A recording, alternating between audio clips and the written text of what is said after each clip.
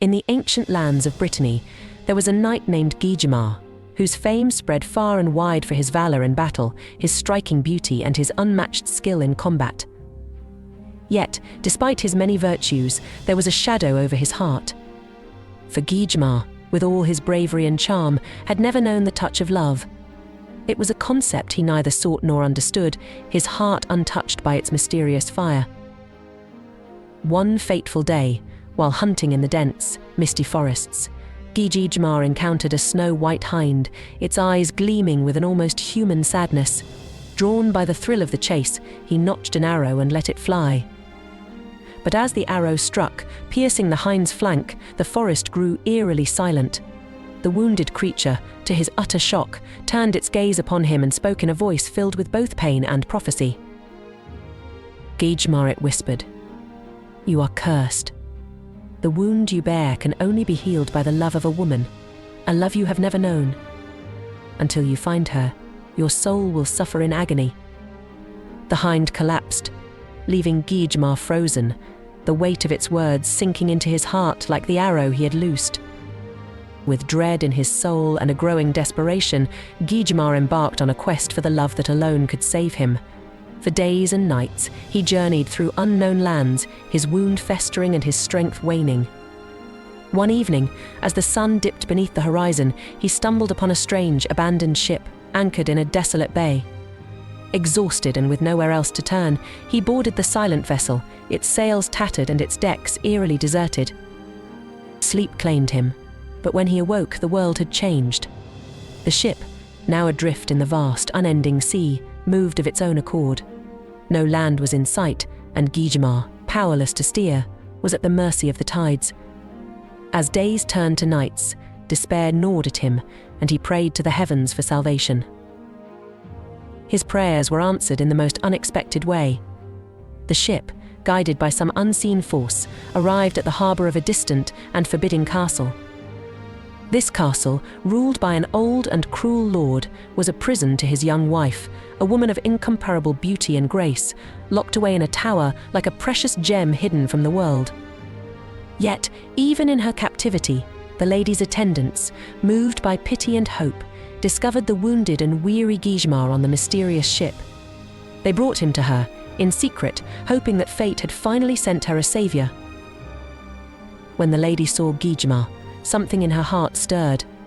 She tended to his wound with gentle hands, and as she did, love true and profound began to blossom between them. They spoke of dreams and desires, of the life they might share beyond the cold walls of the castle. For a fleeting moment, they found solace in each other's arms, their love a beacon of light in a world of shadows. But such happiness could not last. The old lord, suspicious and paranoid, soon uncovered their secret. His fury was boundless, and in his rage, he ordered Guigemar to be cast back onto the ship that had brought him, sending it once again into the wild and unforgiving sea.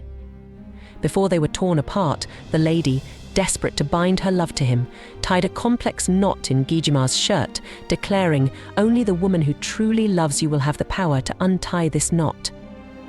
In turn, Guigemar fastened a belt around her waist, saying, "Only the man who loves you will be able to remove this belt.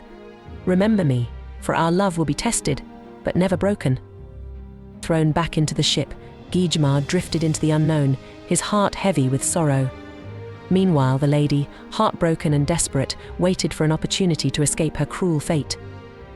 One night, the old lord, in a moment of negligence, failed to lock her door. Seizing the chance, she fled the castle, finding a small boat on the shore. With a final glance at the dark tower that had been her prison, she cast off, ready to embrace death if it meant she could be reunited with Guigemar. But the gods had other plans. Her boat, driven by destiny, carried her to another castle, ruled by a powerful and ruthless lord named Meriaduc. Upon seeing her, Meriaduc was instantly captivated by her beauty and desired her for himself. Yet, try as he might, the belt that Guigemar had placed around her waist could not be removed. Furious, Meriaduc sought to break her spirit, but his attempts only deepened her resolve. One day, in a moment of cunning, Meriaduc spoke of a knight with a knotted shirt that no woman could undo, a man who bore a strange curse. The lady's heart leapt with hope. Could it be Guigemar, her beloved, still alive? The mere thought filled her with both joy and terror. Meriaduc, sensing her reaction, devised a cruel plan. He announced a grand tournament, knowing that such an event would draw the greatest knights from across the land, including, he hoped, the one who held her heart. When the day of the tournament arrived, Guigemar, still haunted by his love and the pain of their separation, appeared at the castle gates, determined to prove his worth. As he entered the lists, the lady watched from a hidden place, her heart pounding with anticipation and fear. When their eyes met, the world seemed to stand still. In that moment, they knew their love had survived all trials, stronger and more enduring than ever. But Meriaduc, realizing the depth of their bond, refused to surrender the lady. Enraged, Guigemar left the tournament, but he did not flee. Instead, he gathered an army, a force as fierce and unstoppable as the love that drove him. He returned to Meriaduc's castle, his eyes burning with determination and wrath. The battle that ensued was fierce, the clash of swords echoing through the air, but Guigemar fought with the strength of a man possessed. In the end, Meriaduc was slain, his power broken, and his castle fell to Guigemar's forces. With the wicked lord vanquished, Guigemar and his beloved were finally free to embrace their love without fear. The knot in Guigemar's shirt was undone by the lady's trembling hands, and the belt that had guarded her virtue fell away, a symbol of the trials they had overcome.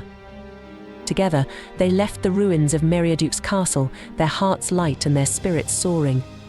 The journey that had begun with a curse and a hunt had ended in triumph, their love forged in the fires of fate and bound by a destiny that no force could sever.